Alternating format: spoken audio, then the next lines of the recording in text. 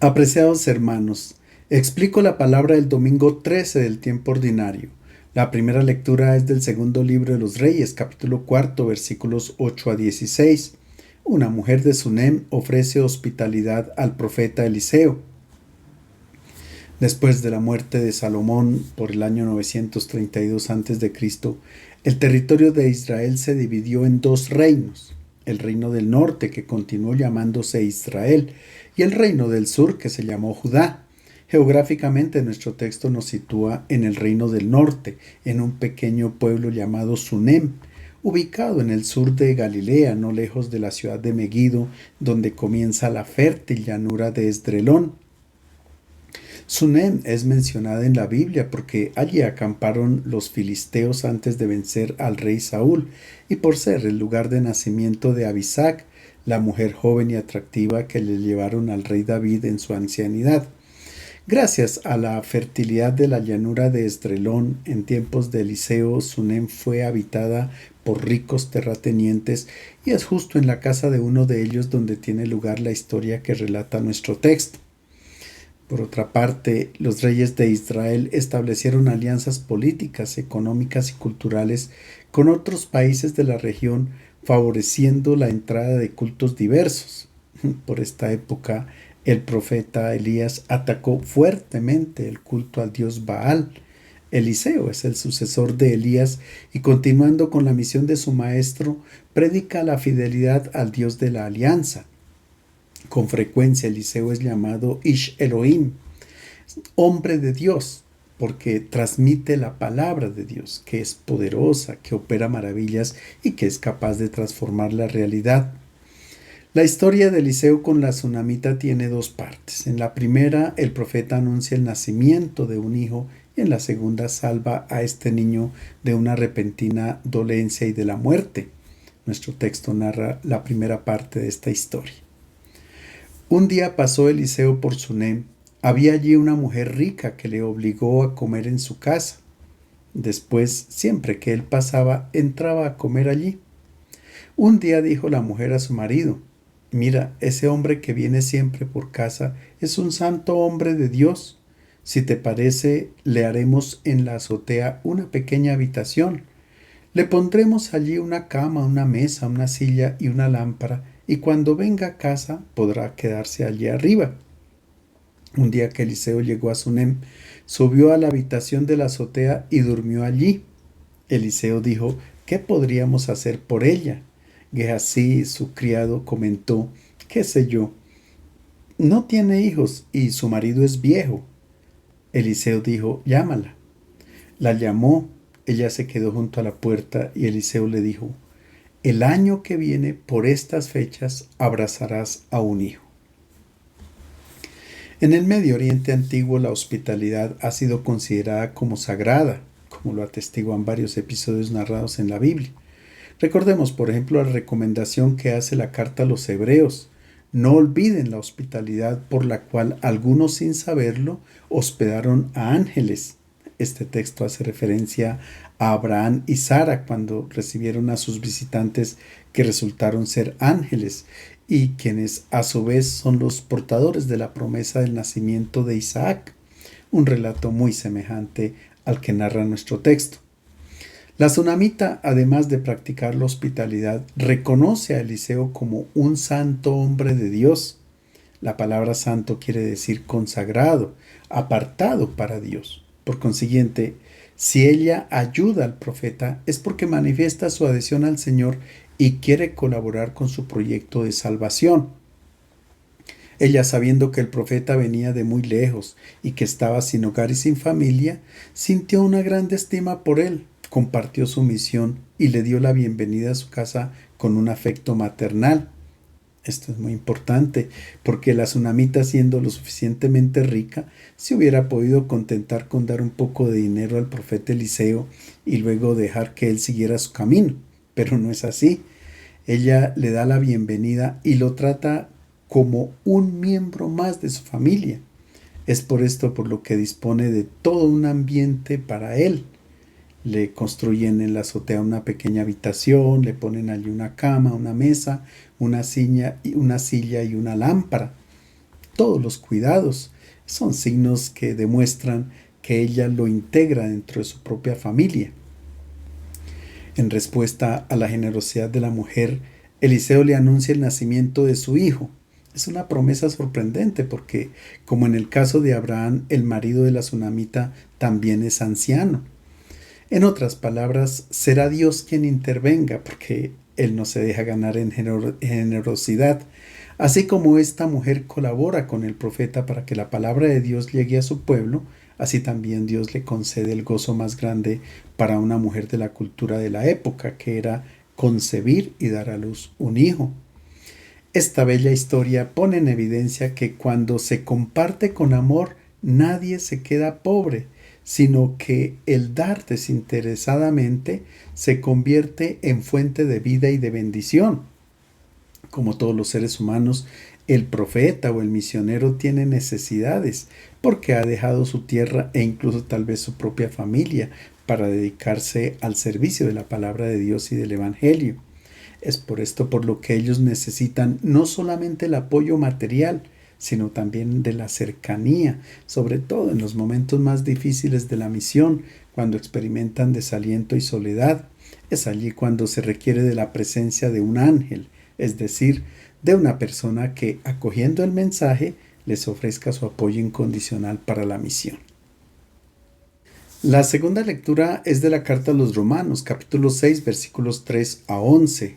El bautismo implica una nueva vida en Cristo. En la carta a los Romanos, Pablo recuerda a la comunidad cristiana que la salvación es un don gratuito ofrecido por Dios a toda la humanidad y nunca una conquista individual de la persona. Es decir, a pesar del pecado, Dios salva a todos de modo incondicional por medio de Jesucristo, quien, a diferencia de Adán, acogió el plan de salvación de Dios y cumplió en todo momento la voluntad del Padre. Ahora bien, esto no significa que pecar o no pecar sea lo mismo, no, de ninguna manera, porque el pecado siempre causa daño a quien lo comete. Es desde otra perspectiva que Pablo habla. Escuchemos. Hermanos, ¿no saben que cuantos fuimos bautizados en Cristo Jesús, fuimos bautizados en su muerte? Por el bautismo fuimos sepultados con Él en la muerte, para que así como Cristo resucitó de la muerte por la acción gloriosa del Padre, también nosotros llevemos una vida nueva. Si hemos muerto con Cristo, creemos que también viviremos con Él. Sabemos que Cristo, resucitado de la muerte, ya no vuelve a morir. La muerte no tiene poder sobre Él. Muriendo, murió al pecado definitivamente. Viviendo, vive para Dios. Lo mismo ustedes, considérense muertos al pecado y vivos para Dios en Cristo Jesús. En la época de Jesús, quienes se hacían bautizar eran las personas adultas que renunciaban al paganismo y abrazaban la religión de Israel, pero también quienes entraban en una secta religiosa e incluso los esclavos cuando sus propietarios les concedían la libertad. Por consiguiente, el bautismo era un signo que indicaba un cambio radical de vida, morir al pasado para entrar en una vida nueva. El rito del bautismo consiste en sumergir a la persona dentro del agua para significar la muerte, pero luego se saca del agua para significar la resurrección, es decir, el ingreso a una nueva vida. Con el bautismo el cristiano renuncia al pecado con el fin de vivir la vida nueva. Por tanto, el pecado pasa a ser algo absolutamente incoherente y absurdo, porque gracias al bautismo el cristiano se ha insertado en Cristo, es decir, ha recibido de Cristo la nueva vida que lo anima y alimenta. En otras palabras, Cristo dio muerte al pecado, porque su vida estuvo marcada por el amor, por la donación total de su vida y por hacer la voluntad de Dios. Es así que la cruz se convierte en el instrumento que pone en evidencia un no rotundo al egoísmo y al pecado. Ahora bien, por el bautismo una persona se inserta en Cristo, es decir, hace parte de su cuerpo. Por tanto, en ella circula la misma vida de Cristo y el pecado ahí ya no tiene lugar, porque solo hay lugar para la entrega y el servicio que conducen a la resurrección. En consecuencia, ser bautizado significa sepultar al pecado y resucitar a una vida nueva. En los inicios del cristianismo, el bautismo se celebraba durante la vigilia pascual. Las personas, al ser inmersas dentro del agua, enterraban su vida pasada, tal vez marcada por el odio, el adulterio, el robo, la violencia, la corrupción, etc. Y al ser levantadas del agua demostraban ser personas nuevas, listas para seguir el camino de Cristo. Es por esto por lo que el agua de la fuente bautismal era considerada como el vientre de la comunidad que generaba nuevos hijos de Dios. Finalmente, en nuestro pasaje, Pablo afirma que el bautismo es el comienzo de una vida nueva. Por tanto, los bautizados ya no pueden seguir actuando como antes, sino que deben considerarse muertos al pecado y vivos para Dios en Cristo Jesús. El Evangelio es de San Mateo capítulo 10 versículos 37 a 42. Jesús habla de las exigencias para el discípulo y la recompensa para quien acoge a los mensajeros del Evangelio. Nuestro texto es la conclusión del discurso que pronunció Jesús antes de enviar a sus discípulos en misión. El Maestro había sido muy claro con ellos. No les prometió ovaciones ni aplausos en el anuncio del reino de Dios, por el contrario, les dijo que sufrirían violencia y persecuciones, sobre todo por parte del poder político y religioso, de aquellos que estaban interesados en perpetuar el mundo viejo. A un cierto punto, Jesús se presentó como signo de contradicción, porque dijo a sus discípulos: no piensen que he venido a traer paz a la tierra. No he venido a traer paz sino espada. Sí, he venido a enfrentar al hombre con su padre, a la hija con su madre, a la nuera con su suegra, y enemigos de cada cual serán los de su misma casa. Naturalmente que en ningún momento Jesús quería generar cualquier tipo de violencia, porque su mensaje es la propuesta de vida más pacífica que exista. Jesús mismo rechazó cualquier forma de agresividad. Recordemos que en el momento del arresto, cuando uno de los presentes sacó la espada y cortó la oreja del criado del sumo sacerdote, Jesús inmediatamente le dijo: vuelve tu espada a su sitio, porque todos los que empuñen la espada, a espada perecerán. Es que no es a punta de espada que se construye el mundo nuevo. En el Sermón del Monte Jesús había proclamado: bienaventurados a los constructores de paz. Cuando Jesús dice que no he venido a traer paz sino espada, utiliza la imagen de la espada para referirse a su palabra. Ella, como una espada, produce división, así como afirma la carta a los Hebreos, porque la palabra de Dios es viva y eficaz, y más cortante que cualquier espada de dos filos. Penetra hasta la división del alma y del espíritu, de las coyunturas y los tuétanos, y es poderosa para discernir los pensamientos y las intenciones del corazón.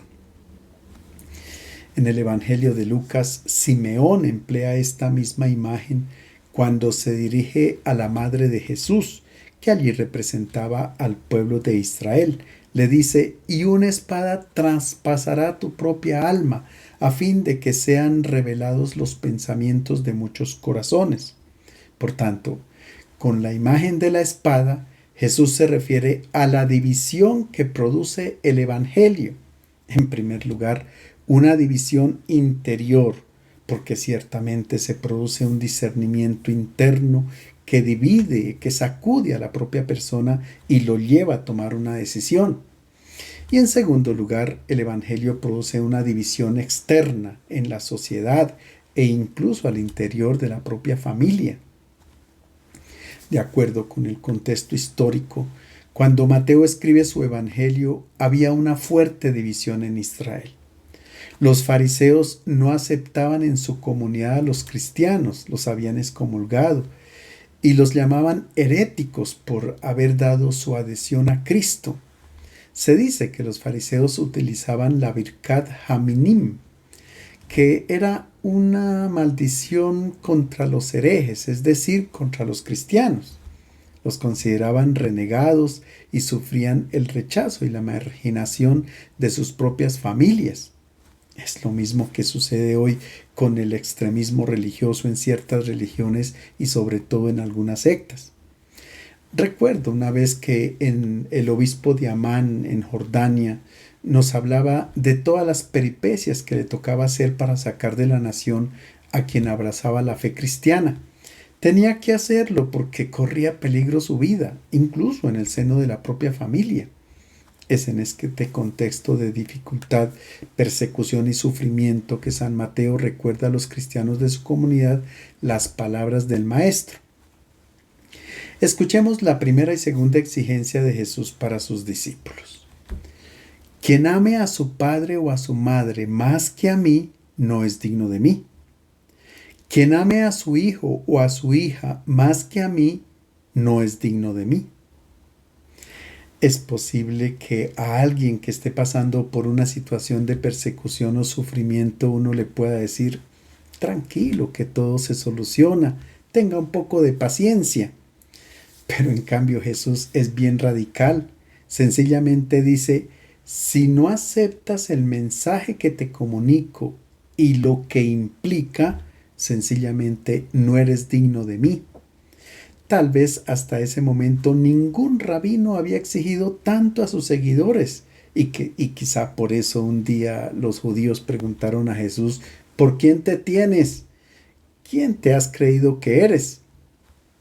La primera exigencia tiene como destinatarios a los hijos que aman a sus padres. No les dice que no lo deben hacer, claro que sí. Es más, él un día criticó a los fariseos porque ellos, sabiendo que Moisés había dicho honra a tu padre y a tu madre, enseñaron que un hijo puede decir a su padre o a su madre, cualquier ayuda que pudiera haber dado a mis papás es ofrenda dedicada a Dios. Así ustedes no permiten hacer nada ni por el padre ni por la madre porque se aferran a la tradición. Lo que Jesús quiere decir es que si en algún momento los dos amores, el amor por Cristo y por los papás, entran en conflicto, los hijos deben preferir el amor por Jesús. La segunda exigencia está dirigida a los padres. De igual modo, no es que Jesús esté diciendo que los padres no amen a sus hijos, claro que sí, lo deben hacer. El amor por los hijos y por la familia es algo natural. Incluso es un amor gratuito porque toda actividad en favor de la familia se hace con afecto, sin esperar una recompensa. Pero cuando nace una nueva familia hay una separación que es inevitable. Tal como dice el libro del Génesis, dejará el hijo a su padre y a su madre y se unirá a su mujer y desde ese momento serán una sola carne. Es un abandono que conduce a una reunión destinada a dar continuidad a la vida.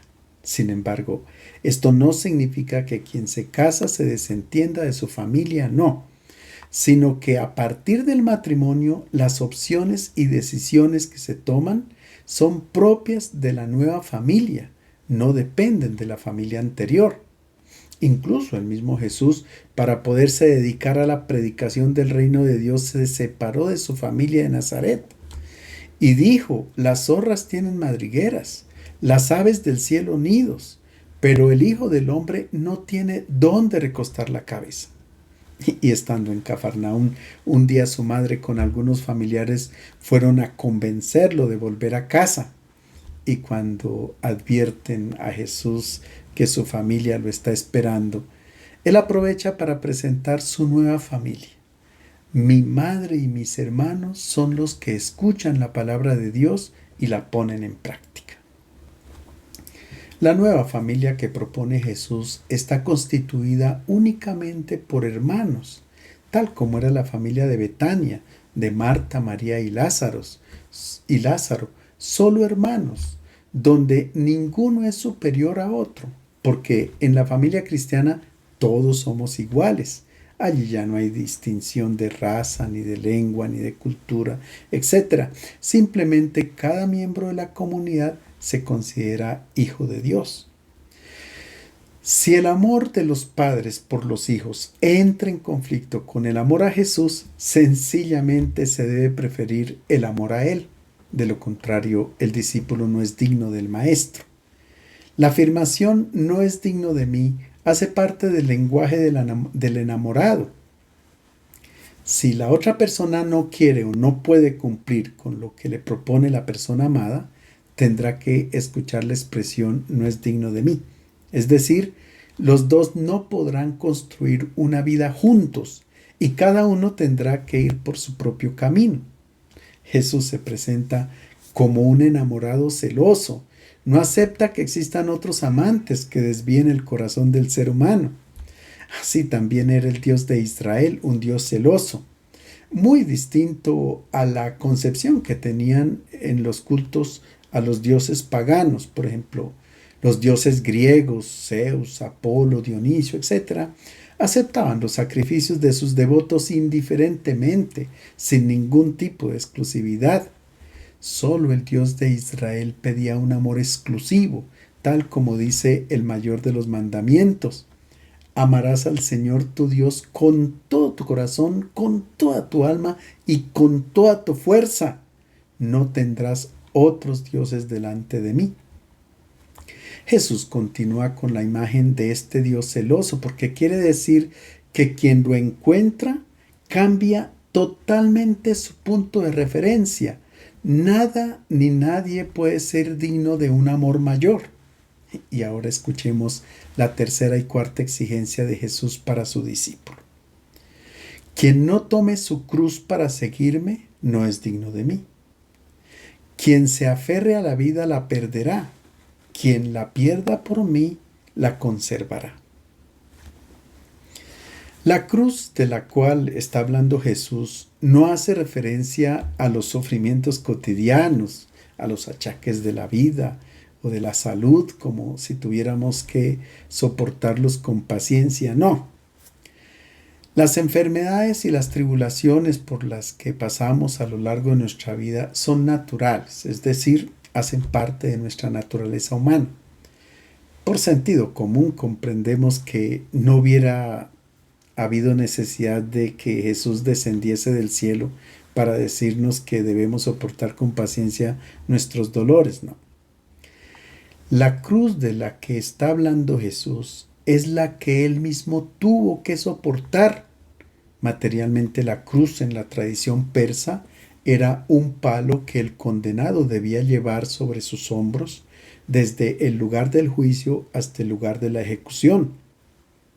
Fueron los romanos quienes inventaron la crucifixión mediante un palo horizontal y otro vertical.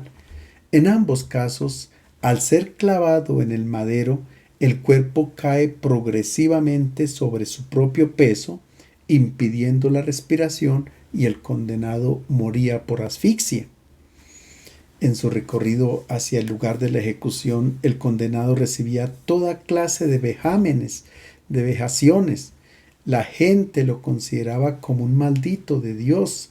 Era rechazado por todos. El suplicio de la cruz era lo más indignante y denigrante que podía existir en la antigüedad. Las autoridades religiosas y los jefes políticos condenaron a Jesús a este suplicio porque lo consideraban como una persona peligrosa que ponía en riesgo tanto las instituciones religiosas como políticas. Pero Jesús aceptó la cruz porque tenía claro su proyecto del reinado de Dios y de la construcción de un mundo nuevo. Perfectamente hubiera podido evitar este suplicio si se hubiese adecuado a las tradiciones y a la manera de pensar de sus contemporáneos. Era suficiente con que él aceptara el rostro de Dios predicado por la religión judía, un rostro totalmente distinto a la imagen del Padre del Cielo que Jesús nos enseñó. De este modo hubiese quedado libre, pero prefirió considerarse un maldito como lo catalogaron los poderes de este mundo. Al llevar la cruz sobre sus hombros, Jesús asumió la condición de un esclavo. Y este es el mensaje de Jesús. Si no tomas tu cruz para seguirme, no eres digno de mí. En otras palabras, Si no te haces esclavo, no eres digno de mí. El esclavo es aquel que sirve a sus patrones, que obedece órdenes. Por tanto, el discípulo es quien recibe órdenes de sus patrones, que son sus hermanos de comunidad, y les sirve con amor. Jesús propone exactamente lo opuesto a la manera de pensar de la sociedad de hoy. Entregar la vida en el servicio por amor es ganarla. En cambio, quien la vive de manera egoísta, dominando y buscando la manera de servirse de sus hermanos, sencillamente la pierde. Y ahora Jesús cambia de tono en el discurso y habla dulcemente de la recompensa que le espera a quien ha abrazado la cruz y lo ha seguido. El que los recibe a ustedes, a mí me recibe. Quien me recibe a mí, recibe al que me envió. Quien recibe a un profeta por su condición de profeta, tendrá paga de profeta. Quien recibe a un justo por su condición de justo, tendrá paga de justo. Quien dé a beber un vaso de agua fresca a uno de estos pequeños por su condición de discípulo, les aseguro que no quedará sin recompensa. Jesús habla de una identificación plena entre el enviado y quien envía. Los rabinos decían, el enviado por un hombre es como si fuera el mismo hombre. Los discípulos que han acogido el mensaje del Evangelio y que han tomado su cruz se asemejan a Jesús porque han encarnado su propuesta de vida y ahora pueden ir por todo el mundo para que muchas personas hagan lo mismo. Por tanto, quien recibe al discípulo y acoge su mensaje, recibe al mismo Jesús y por supuesto que al Padre del cielo. Por otra parte, quien recibe a un profeta por su condición de profeta tendrá recompensa de profeta. Los profetas son personas que hacen oír la voz de Dios. Son nuestros hermanos y hermanas de la comunidad cristiana. Ellos nos ayudan a percibir mejor el camino de Dios, sobre todo cuando nos desviamos motivados por el pensamiento del mundo. Los profetas son personas que ven la realidad con los ojos de Dios, por tanto son innovadores, capaces de ver más allá. Ellos denuncian las injusticias y ponen en evidencia el pecado. Es por esto por lo que son personas incómodas, perseguidas, marginadas, sobre todo por quienes representan el poder y quieren perpetuar el mundo viejo. Es aquí cuando el profeta tiene necesidad de ser recibido, apoyado y acompañado en su misión. Es por esto por lo que quien lo acoge tendrá la misma recompensa que el profeta, porque ha colaborado con su misión y también está construyendo el mundo nuevo que nace del mensaje anunciado por el profeta. Por otra parte, quien recibe a un justo por su condición de justo tendrá paga de justo. El justo es quien con su forma de vida está anunciando la palabra de Dios. Incluso no tiene necesidad de pronunciar palabra, porque la ha encarnado y habla con su testimonio de vida. Quien lo acoge tiene recompensa de justo, porque entra en sintonía con él, se identifica con él y con su estilo de vida. Finalmente Jesús dice, quien dé a beber un vaso de agua fresca a uno de estos pequeños por su condición de discípulo, les aseguro que no quedará sin recompensa. En la cultura de la época, en el ámbito judío, el gesto de dar un vaso con agua fresca significaba acogerlo en su casa. Era el acto de amor más sencillo que se podía expresar al visitante. Pues bien, Jesús afirma que ni siquiera este gesto simple se quedará sin recompensa. Después de comprender el sentido de la acogida al discípulo de Jesús, resuenan duramente las palabras de San Juan con respecto a la palabra encarnada. Vino a los suyos y los suyos no la recibieron. Esa fue la respuesta del ser humano a la solicitud de hospitalidad pedida por Dios. Este fue el destino que le tocó a Jesús, y esto es lo que le espera a los discípulos enviados por él. Es por esto por lo que cualquier clase de apoyo que se dé a un discípulo significa acoger el Evangelio, colaborar en la construcción de un mundo nuevo y tendrá un resultado positivo a los ojos de Dios. Les deseo un feliz domingo.